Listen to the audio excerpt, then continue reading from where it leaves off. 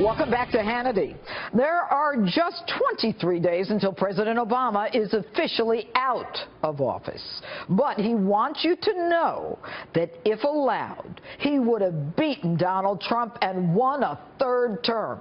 Take a listen to this one.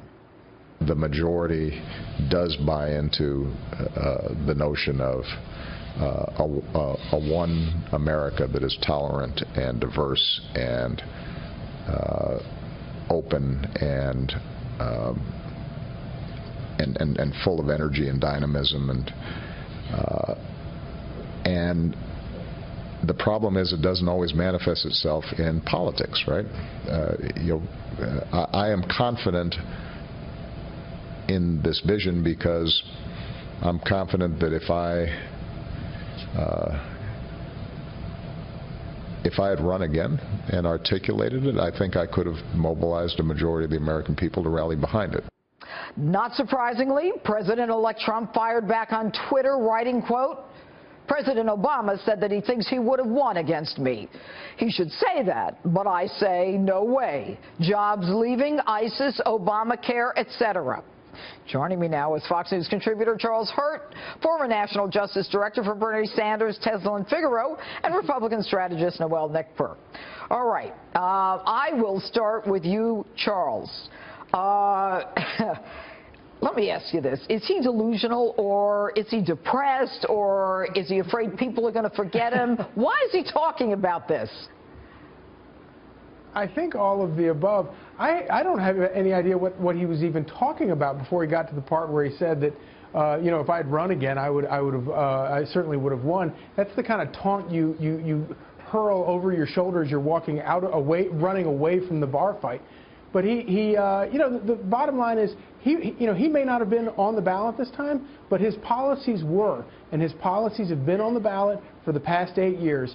And while, yes, he did win re-election in 2012, Democrats have lost 1,000 seats based on his policies, based on his record.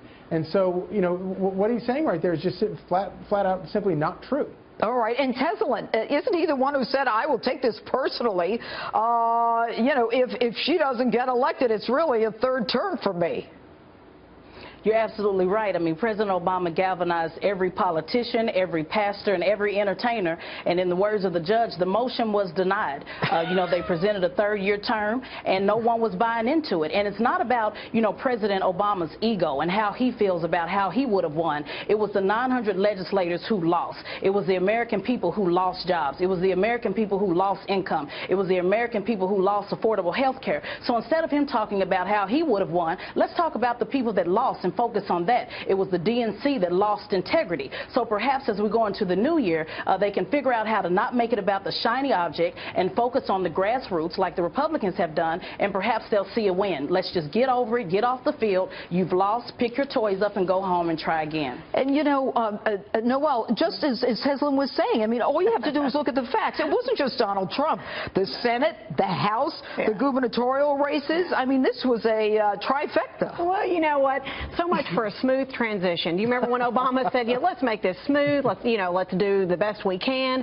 Whatever on that. It's just like he believes his own rhetoric. And how arrogant to sit there and say, if I would have run for a third term, I would have won. Really?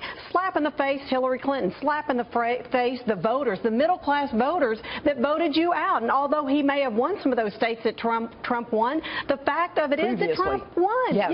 Yeah, well, they turned around and they, not only did Trump win, but they changed parties, and that's pretty huge. Yeah. All right, Charles, I'm going to ask you to listen to what David Axelrod said about Obama not accepting that the election was a referendum on his view of the world. He doesn't accept that the election was a verdict on his view of where the country should be going. He points out that she got a majority of the vote. He feels that he would have won the election. But there's no doubt that there is some criticism implicit in his remarks. And to me, the criticism is of Hillary Clinton, correct? Oh, absolutely. I mean, and I must say that this is the one part of all of this that I've enjoyed immensely, is just how much he throws her under the bus at every turn. And he was doing that the day after, just saying, you know, talking about how much harder he worked when he ran for re-election and ran for the first time, and talking about when he beat her, how hard he worked in Iowa in order to beat her. But can you imagine if George W. Bush in 2008 had come out after the election and just trashed John McCain after Barack Obama won? No decent person would do this. And to have the President of the United States now doing this, I think it really does, it says a lot about both how he is governed and kind of the way he is going to, I think, be remembered going forward. And Teselin, he said in this interview, he says, even people who disagreed with me says that my vision is the right vision. Now, how do you justify that? How do you rationalize that, Teselin? Well, I rationalize it that people got tired of hearing a vision. They wanted to see action. You know, anybody can talk about what you're going to do, but see, when it came down to the reality of what was actually done, people were over it.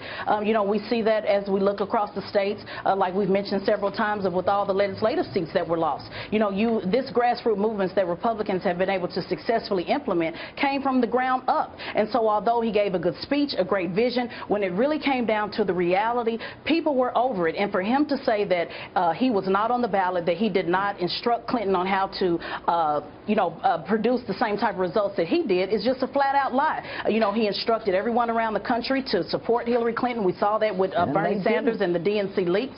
And he just will not accept the fact that you lost. You put everything on the field, you left it there, and you lost. And even Jay-Z and Beyonce couldn't pull this race in. They talked about the fact that the Democrats had the ground game and Donald Trump didn't. The fact that he won and his whole party won, what does it tell you? Well, it tells you that they did not have the ground game, number one.